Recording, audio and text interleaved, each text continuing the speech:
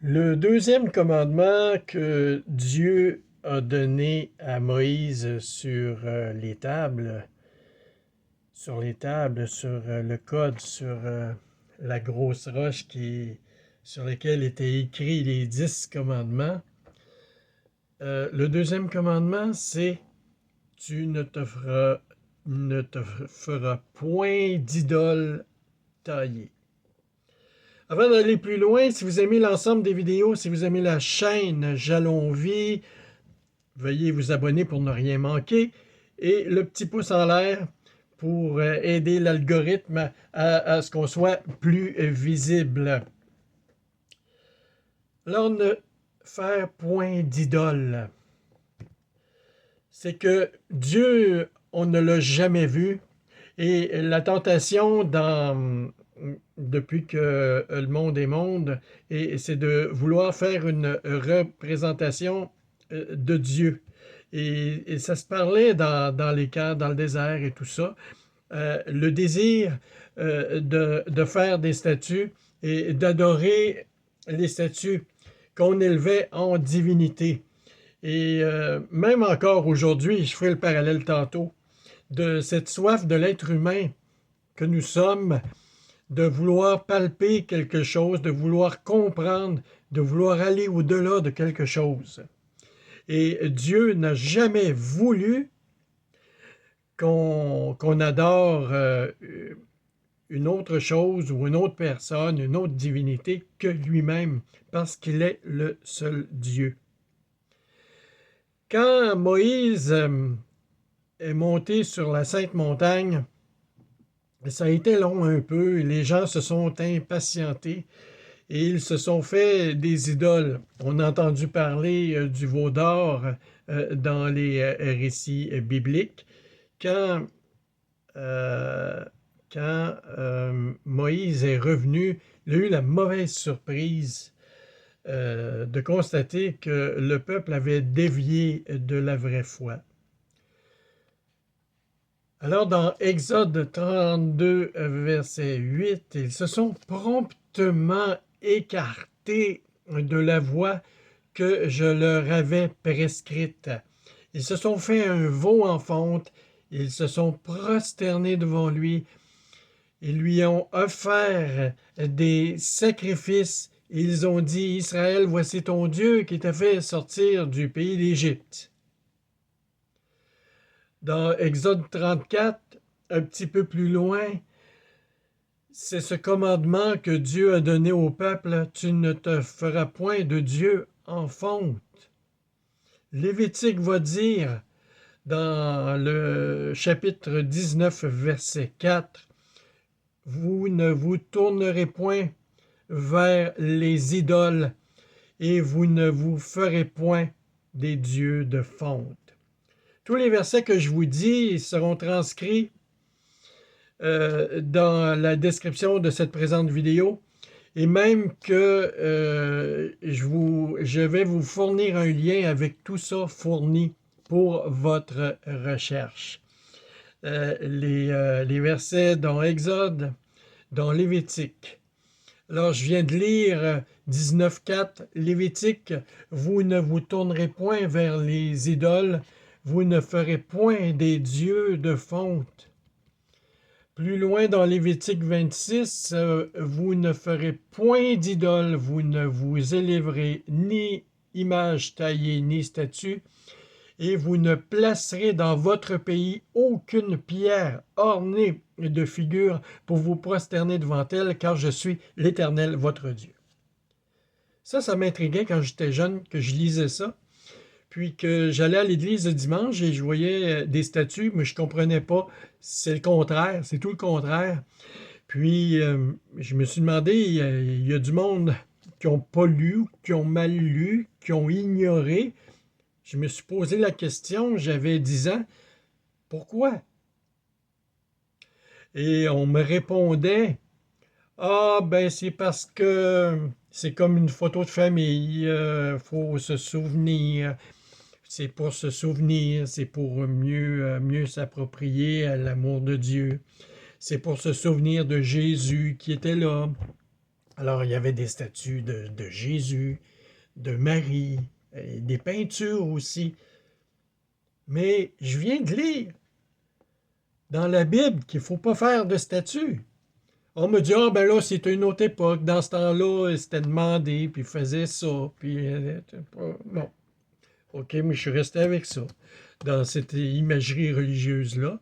Mais que c'était pas mal, qu'on m'expliquait que c'était pas mal parce que c'était de glorifier Dieu, que c'était le seul Dieu, et c'est ce qu'il avait demandé. Et même encore tout récemment, quelqu'un disait dans le milieu catholique que c'était pas mal parce que c'est un seul Dieu, c'est Dieu lui-même. Donc le Père, l'Éternel Tout-Puissant, donc on ne l'a jamais vu, on ne peut pas faire de statue, mais qui n'a pas vu cette représentation de Dieu avec un vieux bonhomme avec une grande barbe blanche? C'en est une représentation. Alors que Dieu a demandé expressément de ne pas faire de représentation de lui. Et savez-vous pourquoi? Je vais vous le dire tantôt. Je vais vous le dire tantôt. C'est une prétention. Non, mais il faut savoir un peu la raison pour laquelle. Quand on a des idoles, on est pris, le cœur est pris, notre affection est prise par cette idole-là, par ce bijou, par cette statue, par cette personne, n'importe quoi, un hobby, notre cœur est pris. Dieu, dans son commandement, a dit, « Je suis le seul Dieu, et vous n'aimerez qu'un seul Dieu, c'est moi. » Et de ne pas s'attacher à des choses, les gens, le peuple d'Israël n'a jamais compris ça. C'est toujours détourné. Que pour s'attacher à Dieu, il faut s'attacher à Dieu seul et seul à sa parole. Et quand je voulais vous le dire à la fin, mais je vais m'échapper un peu ici. Quand on est tout dédié à Dieu, qu'on ne cherche pas comment il est fait, de quoi c'est qu'il y a de l'air, de quoi c'est que ça pourrait avoir l'air de l'autre côté, et de se représenter Jésus dans toutes sortes de positions, avec l'auréole, pas d'auréole, sur la croix, sur le bord de la Galilée. On est attaché à ces choses-là, de faire les crèches aussi dans le temps des fêtes. Ça, c'est de l'idolâtrie. Alors, tu ne te feras pas d'autres dieux, et ça tombe dans les divinités. Dans les milieux catholiques traditionnels, ils vont dire, « Ah, ben c'est pas un autre Dieu, c'est Dieu. » Mais c'est de l'idolâtrie. De l'idolâtrie. Dans Deutéronome, chapitre 4, verset 16, « De peur que vous ne vous corrompiez et que vous fassiez une image taillée, une représentation de quelque idole, la figure d'un homme ou d'une femme. » De se figurer comment Dieu est fait de quoi c'est qui pourrait avoir l'air, ça ne nous appartient pas. Et on a des chances et on s'est trompé. Combien de photos, de peintures on fait de Jésus? Est-ce qu'il a l'air de ça? Est-ce que les artistes qui ont fait ça ont eu une révélation? Est-ce qu'ils l'ont vu? Est-ce qu'ils l'ont vu en apparition? Tout ça, bon, il n'y avait pas de photographie, il n'y avait pas de vidéo dans le temps. Mais en étudiant l'histoire, en étudiant l'histoire de l'art et tout ça, les artistes se sont inspirés de personnes connues, se sont inspirés de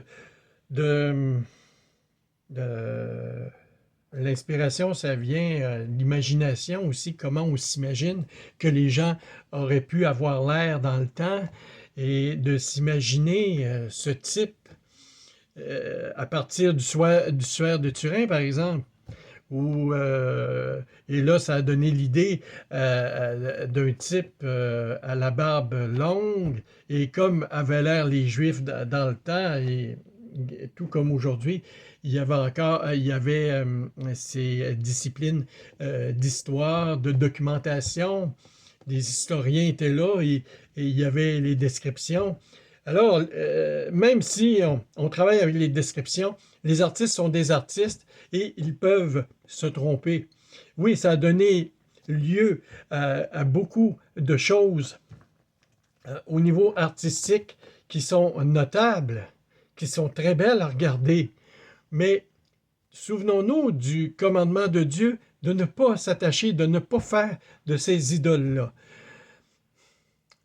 Des églises qui lisent la Bible et qui la mettent en pratique, les églises que moi j'appelle les 2.0 sous la mouvance de l'esprit et qui vont ne jamais ajouter de virgule, ni jamais en enlever non plus, ni aucun iota des Écritures, vont observer: tu ne te feras pas d'autre Dieu que moi, et il n'y en aura pas de représentation non plus.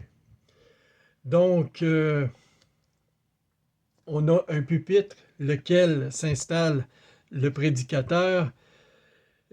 Les églises un petit peu plus modernes vont avoir l'orchestre en avant sur l'autel où la parole est proclamée, mais pas de statue, pas rien, pas de photo de Jésus. Peut-être le crucifix pour certains cas, que c'est le symbole de la mort, de la résurrection de Jésus-Christ qui est venu nous sauver. Mais non, non pas ça, non plus ça, parce que ça peut devenir le symbole d'une idolâtrie, et le Seigneur souhaite ce cœur à cœur.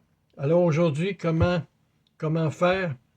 C'est sûr que moi, aujourd'hui, vous m'écoutez, je ne ferai pas l'unanimité, mais je suis ouvert à vous écouter, à accueillir vos commentaires dans le respect toujours.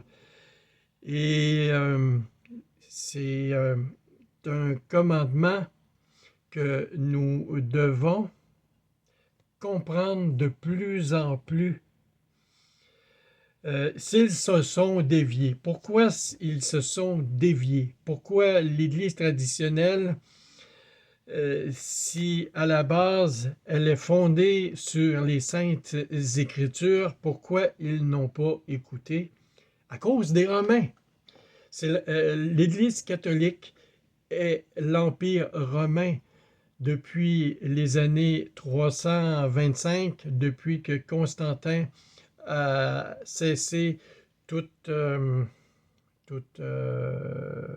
comment dire, euh, toute la guerre, tous les aspects, là, je cherche le mot, je ne l'ai pas, où les chrétiens étaient vraiment persécutés, c'est le mot que je cherchais. Il a cessé toute la persécution envers les chrétiens, après avoir fait beaucoup de massacres, que beaucoup de chrétiens ont perdu la vie, ont été martyrs pour la cause. Les Romains étaient des idolâtres, avaient toutes sortes de coutumes, avaient toutes sortes de rites, et c'est pour ça que l'Église chrétienne, étant devenue romaine, se sont appropriés ce qu'ils voulaient des Romains, mais se sont comme constitués une religion, et la religion romaine jusqu'à aujourd'hui. Donc, nous avons beaucoup de chrétiens qui sont des idolâtres, qui sont dépendants des statues, qui sont dépendants d'allumer des lampions quand ça va mal. Et voilà. Mais la seule et unique vraie foi, c'est le cœur à cœur avec Dieu. C'est de chanter ses louanges, de le prier et de ne pas chercher plus loin. normal et évident de vouloir se figurer Jésus comment il avait l'air. Mais on a été, si on vient de cette culture romaine, de statues, de crèches, tout ça, bien, le Seigneur, si vous lui demandez de faire abstraction de, de ces choses-là qui trottent dans votre tête ou de l'image que vous vous faites de Jésus, il va vous aider. Dans les premiers temps où ces commandements étaient sortis, à l'époque de Moïse, il y avait ces marchands qui faisaient des statues et gagnaient leur vie avec ça. Et cette interdiction était dangereuse pour eux autres.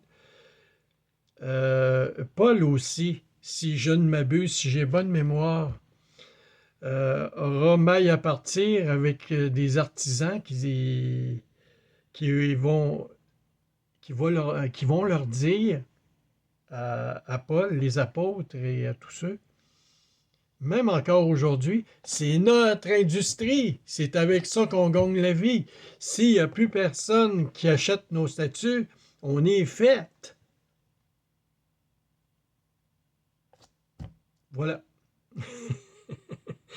Et voilà. C'est pour ça qu'il y a eu cette dualité, puis Dieu a jamais totalement gagné, a tellement...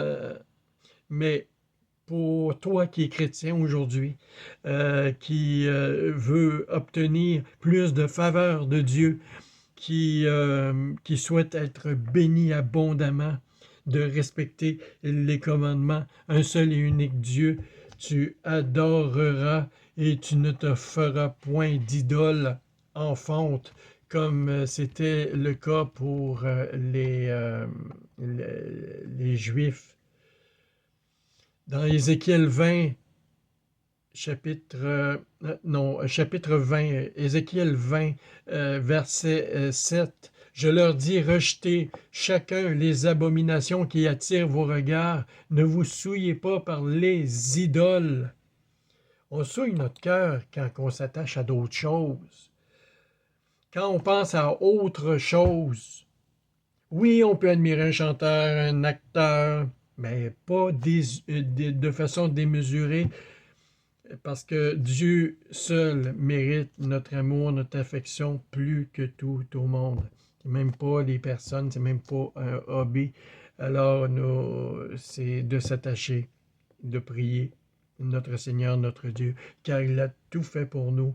Il est au-dessus de tout, il est au-dessus de nous. S'il vous plaît, faites-moi part de vos commentaires. Nuances à apporter, suggestions, je suis à l'écoute. Alors, le troisième des commandements suivra cette capsule.